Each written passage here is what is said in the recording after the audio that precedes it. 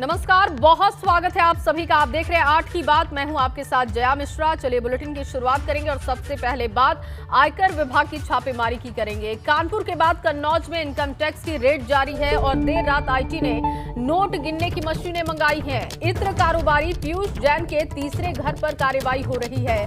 भारी मात्रा में नकदी और सोने की बरामदगी की उम्मीद की जा रही है। कानपुर रेड में 150 करोड़ से ज्यादा की नकदी बरामद की गई और अब एक और छापेमारी इस वक्त चल रही है। देर रात नोट गिनने की मशीन मंगाई गई और कानपुर रेड की अगर बात की जाए 150 करोड़ की नकदी बरामद की गई। अभी इस पूरे कनेक्शन को खंगाला जा रहा है, लेकिन इस बीच कन्नौज और कानपुर इन दोनों ही जगहों पर आयकर विभाग की बड़ी कार्रवाई।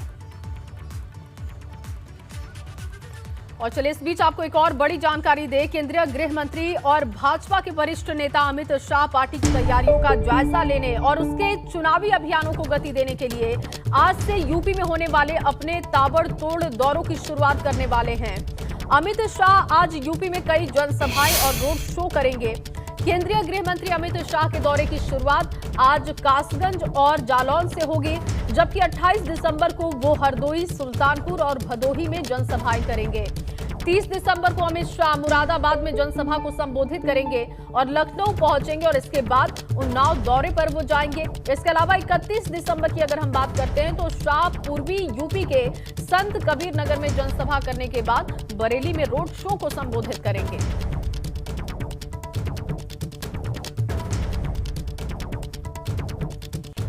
और इसी खबर पर ज्यादा जानकारी के साथ नितिन मेरे सहयोगी मौजूद हैं। नितिन, सबसे बड़े चाणक्य, सबसे बड़े रणनीतिकार कहे जाने वाले अमित शाह अब यूपी के दौरे पर निकल रहे हैं। आज उनका यूपी दौरा शुरू हो रहा है।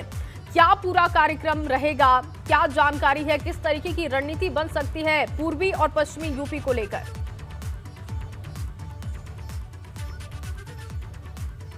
देखिए, जिस तरीके से लगातार जो इलेक्शन बिल्कुल नज़दीक आ रहा है और वैसे कहा जाए कि भारतीय जनता पार्टी के कहा जाए, संगठन के कहा जाए शिल्पी और देश के गृह मंत्री अमित शाह ने खुद ये कमान संभाल ली है। एक तरफ लगातार प्रधानमंत्री की रैलियां, तमाम जो कार्यक्रम उत्तर प्रदेश में हो रहे हैं, वहीं दूसरी तरफ अब यूपी में भी तमाम जो कार्यक्रम निर्धारित किए गए हैं पार्टी की तरफ से वो अमित शाह के निर्धारित किए गए और आज 2 कार्यक्रम हैं। आज करीब 11:15 बजे कासगंज के 12 पत्थर मैदान में अमित शाह पहुंचेंगे। वहां जो जन विश्वास यात्रा जो ब्रज क्षेत्र में शुरुआत हुई है मथुरा से, जिसको योगी आदित्यनाथ ने हरी झंडी दिखाई थी, वो कासगंज पहुंची है। वहां जन विश्वास यात्रा के दौरान वो एक जनसभा को संबोधित करेंगे और इसके बाद अमित शाह का जो दौरा है वो जालौन में। तो कुल मिलाकर इसके साथ ही 6 दिन में 10 जिलों का अमित शाह दौरा करने वाले हैं। देखिए, बड़ी बात यह है कि जिस तरह से जो उत्तर प्रदेश की जो चुनावी लड़ाई है वो बीजेपी वर्सेस एसपी हो चुकी है, समाजवादी पार्टी से भी कड़ी टक्कर मिल रही है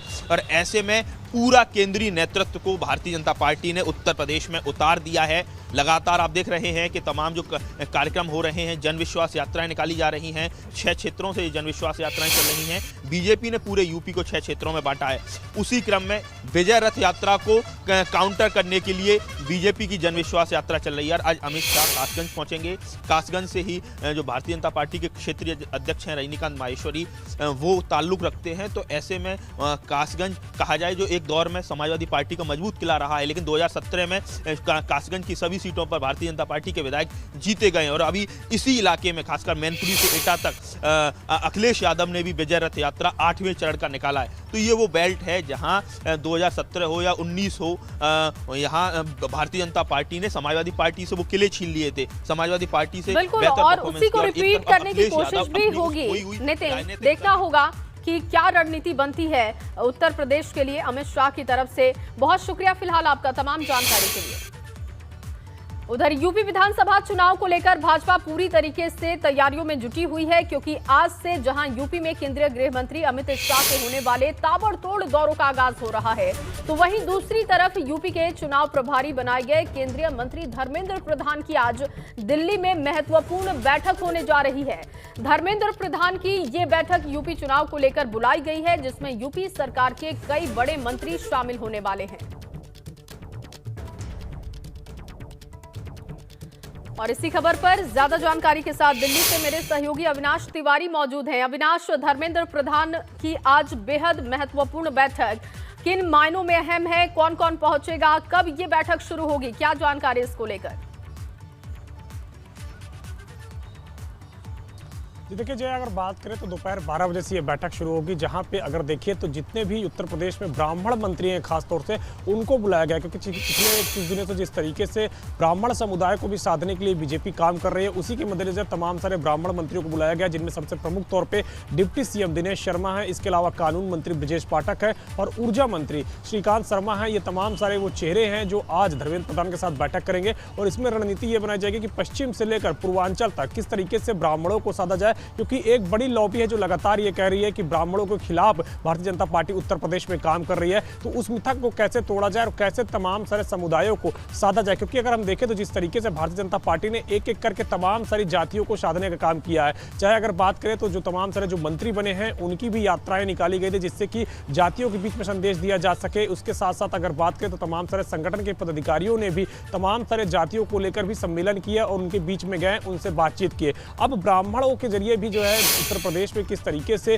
साधा जाए चुनाव, इसको लेकर भी आज गहन चर्चा होगी, क्योंकि लगातार भारतीय जनता पार्टी उत्तर प्रदेश में किस तरीके से संगठन को मजबूत किया जाए और कैसे एक बार फिर 2017 के नतीजों को दोहराया जाए, इसको लेकर मंथन कर रहा है और इंप्लीमेंट भी कर रहा है। अगर आप देखिए तो एक के बाद एक लगातार कई सारी यात्राएं हैं, केंद्रीय नेताओं के दौरे हैं, चाहे प्रधानमंत्री नरेंद्र मोदी के दौरे हो, चाहे गृह मंत्री अमित शाह के दौरे हो, चाहे पार्टी अध्यक्ष जेपी नड्डा के दौरे हो, तमाम बड़े नेताओं के दौरे तो चल ही रहे हैं। इसके अलावा छोटे छोटे वर्गों को कैसे साधा जाए, कैसे उन तमाम सारे लोगों तक पहुंचा जाए जिनके लिए भारतीय जनता पार्टी ने पिछले 4.5 वर्षों से ज्यादा में काम किया है, जिनको भी योजनाओं का लाभ मिला है उन तक कैसे पहुंचा जाए, तो तमाम सारी रणनीति के तहत काम कर रही है बीजेपी। और उसी के मद्देनजर आज तमाम सारे ब्राह्मण नेताओं के साथ भी बैठक करेगी कि किस तरीके से ब्राह्मण समुदाय को भी साधा जाए और कैसे चुनाव में उनका मत एक बार फिर से पूरी तरीके से हासिल किया जाए, इसको लेकर के आज ये काफी अहम बैठक। बिल्कुल अविनाश, और बहुत बड़ा पॉइंट आप बता रहे हैं कि ब्राह्मण मंत्रियों को बुलाया गया है, क्योंकि जिस तरीके के हमने एक के बाद एक कार्यक्रम ब्राह्मण वोटर्स के लिए देखे,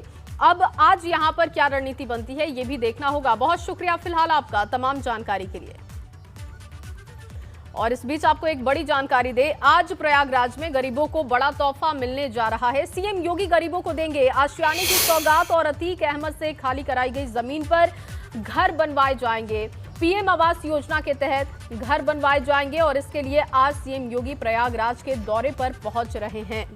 तो बाहुबली अतीक के कब्जे से जमीन जो खाली करवाई गई थी उसका भूमि पूजन कार्यक्रम है और आज मुख्यमंत्री पहुंचेंगे प्रयागराज के दौरे पर।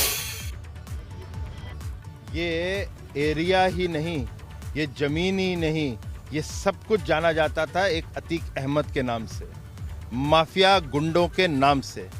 यहाँ पर आज तो आप जमीन लेवल देख रहे हैं, मैं जब हम लोग यहाँ आए थे 3 दिन पहले तो यहाँ पे कम से कम 5000 झंडे समाजवादी पार्टी के पड़े हुए थे। ये उनके संरक्षण का गुंडा राज और माफिया राज का निशान छोड़ गए थे। आज उस जमीन जिसकी नजरुल की थी उसको सरकार ने वापस लिया और गरीबों के 75 घर बनने जा रहे हैं। और इस खबर पर ज्यादा जानकारी के साथ मोहम्मद मोइन प्रयागराज से मेरे सहयोगी मौजूद हैं। मोहम्मद मोइन, क्योंकि आज मुख्यमंत्री पहुंच रहे हैं और अतीक अहमद से जो जमीन खाली करवाई गई अब उस पर सरकार घर बनवाएगी, लोगों में किस तरीके का मैसेज जा रहा है, सरकार के इस कदम को वो कैसे देख रहे हैं और किस तरीके की तैयारी आप देख रहे हैं सीएम के दौरे को लेकर?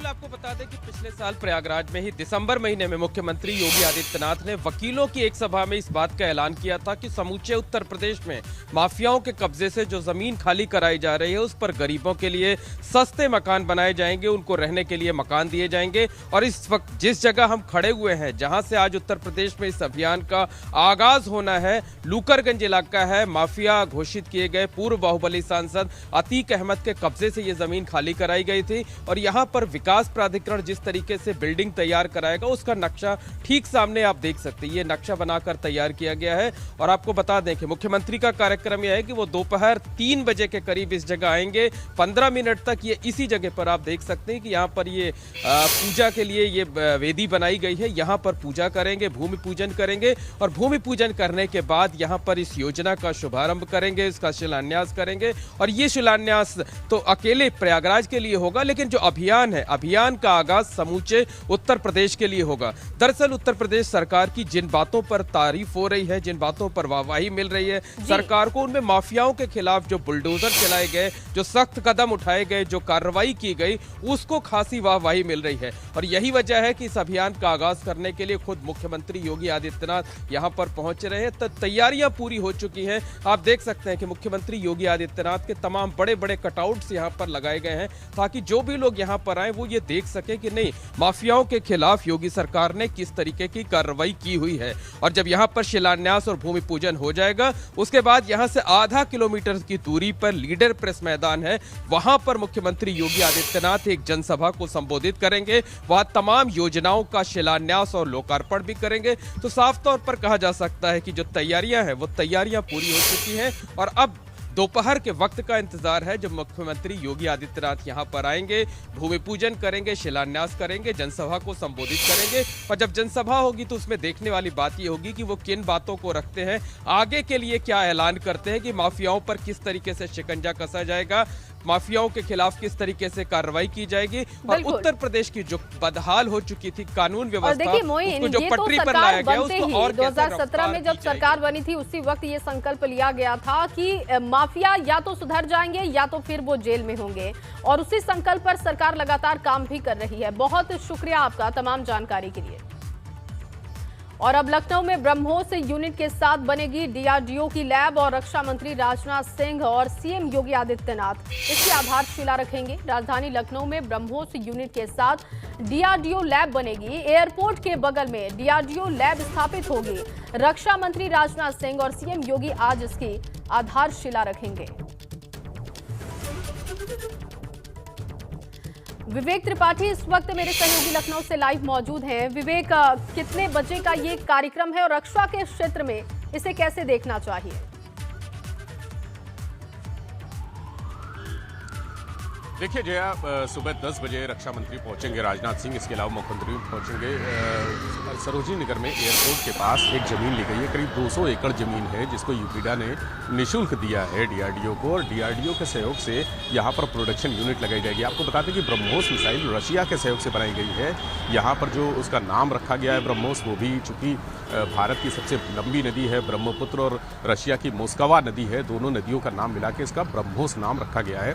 और ये बहुत बड़ा यूपी के लिए प्रोजेक्ट है क्योंकि लगभग 20,000 लोगों को इससे नौकरी मिलेगी। इसमें सीधे 5,000 इसमें इंजीनियर हैं और टेक्निकल स्टाफ है।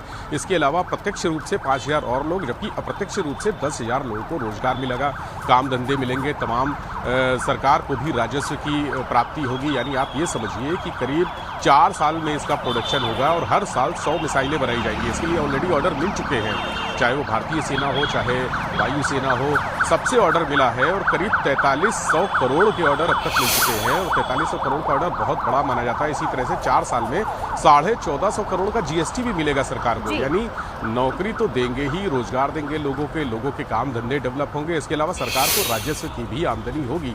ये बहुत बड़ा प्रोजेक्ट है। यानी कि कुल मिलाकर कह सकते हैं कि रोजगार के क्षेत्र में, राजस्व के क्षेत्र में ये बड़ा कदम सरकार का है। बहुत शुक्रिया आपका तमाम जानकारी के लिए। दरअसल गोरखपुर में भी नाइट कर्फ्यू का असर देखने को मिला। शहर के अधिकतर चौक चौराहों और सड़कों पर सन्नाटा पसरा दिखाई दिया। गोरखपुर से देखिए हमारे संवाददाता नीरज श्रीवास्तव की ये रिपोर्ट।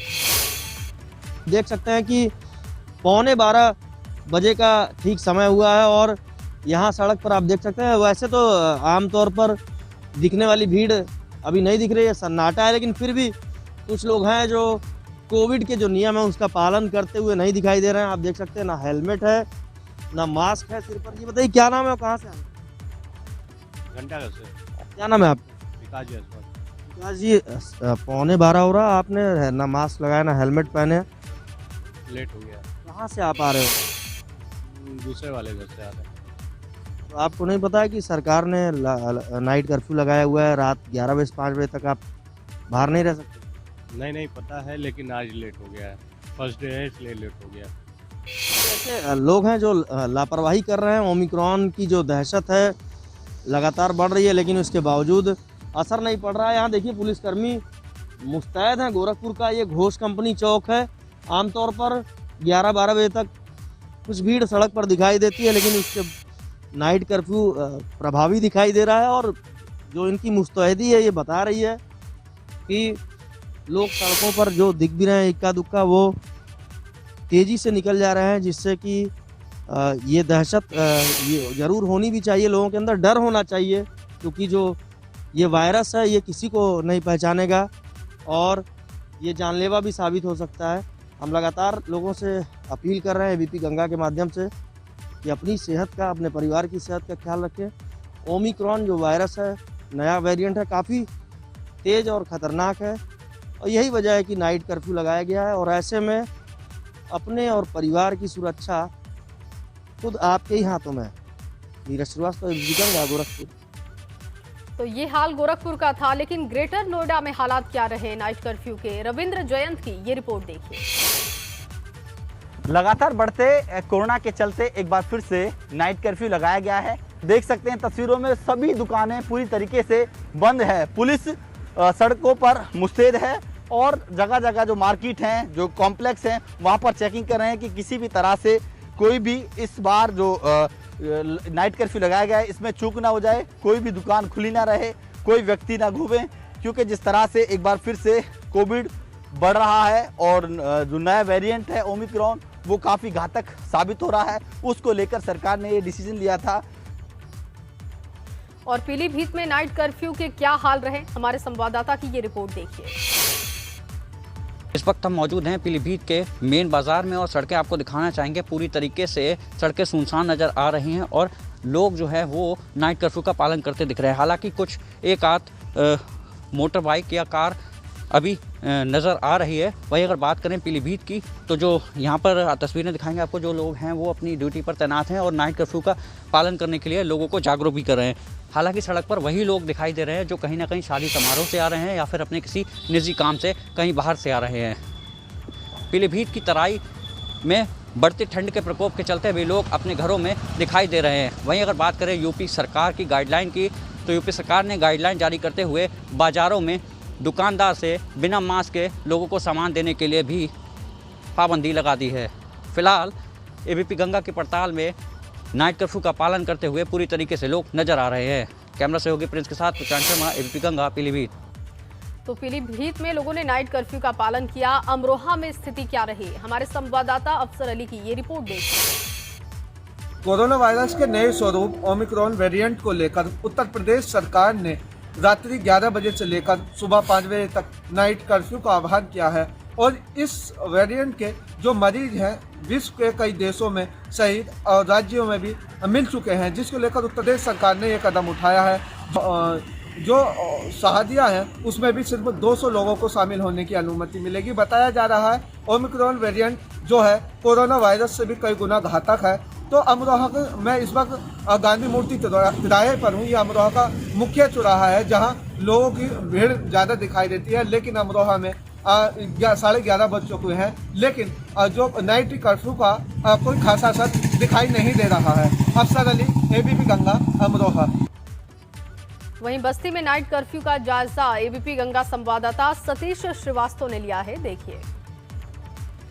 बस्ती शहर के गांधीनगर इस बाजार में खड़ा हूं, जो दिन में अगर देखा जाए तो यहां पर काफ़ी चहल पहल होती है और यहां काफ़ी व्यस्त ये इलाका है। लेकिन रात 11 बजे आप देख सकते हैं कि दुकानदारों ने समय से अपनी दुकानों को बंद कर दिया है। जिला प्रशासन ने भी अल्टीमेटम दिया था कि 11 बजे तक दुकानों को बंद कर दिया जाए। बाकायदा इसके लिए अनाउंस भी किए जा रहे थे और आप देख सकते हैं कि कुछ बहुत ही ज़रूरी कामों से ही लोग बाहर निकल रहे हैं। इक्का दुक्का लोग ही सड़क पर दिख रहे हैं। भाई साहब कहाँ से आ रहे हैं? इतनी रात में आप निकले हैं। कोरोना का तीसरा वेरिएंट आ गया है ओमिक्रॉन, इसको लेकर सरकार ने रात में 11 बजे से रात कर्फ्यू लगा दिया है। तो आप कहाँ निकले, कहाँ जा रहे हैं? अब भैया यहाँ से हम गए थे रोडवेज, परमात्मा शुक्ला गाड़ी चलाते हैं, ठीक, गाड़ी खड़ा करके तुरंत जा रहे हैं कमरे पे। अच्छा, आपको ये पता था कि रात में अब घरों से निकलने पे पाबंदी लगा दिया है सरकार ने? रात में 11 बजे आए वहाँ रोडवेज से, कभी हम सुने हैं कि 11 बजे से 5 बजे तक लॉकडाउन हो गया है, इसलिए हमको लेट तो हो ही गया है। अच्छा, आपको जानकारी नहीं थी? लेकिन आपने मास्क भी नहीं लगाया? अरे तब जानकारी नहीं थी भैया, इसलिए। चलिए देखिए, कुछ लोग, बहुत से लोग हैं जिनको अभी पता ही नहीं है कि ओमिक्रॉन के तीसरे वेरिएंट को लेकर सरकार ने नई गाइडलाइन जारी की है, तो इस वजह से लोग अभी भी सड़कों पर निकल रहे हैं। एबीपी गंगा के लिए बस्ती से सतीश श्रीवास्तव। वहीं मुरादाबाद का जायजा लिया है हमारे संवाददाता उबैदुर रहमान ने। देखिए,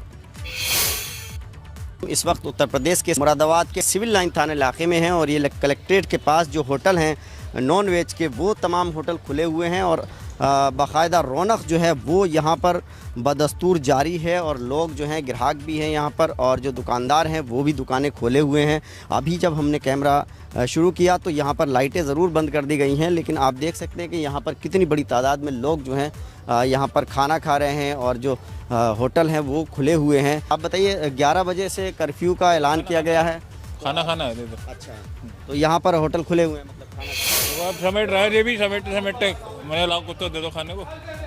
देखिए, इस तरह से यहाँ पर होटल खुले हुए हैं। एक ही होटल नहीं बल्कि और भी होटल यहाँ पर खुले हुए हैं। देख सकते हैं आप कि लाइटें हमें देख करके बंद कर दी गई हैं, लेकिन अभी भी जो ग्राहक हैं और जो दुकानदार हैं, जो स्टाफ है, वो सब यहाँ पर मौजूद है और दूसरे जो और होटल हैं वो भी यहाँ पर खुले हुए हैं। तो यहाँ पर इस तरह से हालांकि जो सिविल लाइन थाना है वो भी करीब में है और जो नागफनी थाने की पुलिस चौकी है वो भी करीब में है और सबसे बड़ी बात यह है कि जो मुरादाबाद के ज़िलाधिकारी हों, एसएसपी हों, कमिश्नर हों, उन सब के कार्यालय यहीं पर हैं।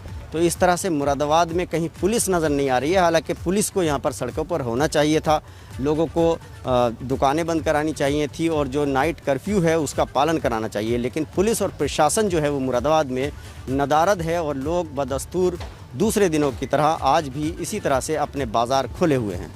Ubaidur Rahman, ABP news network, Moradabad.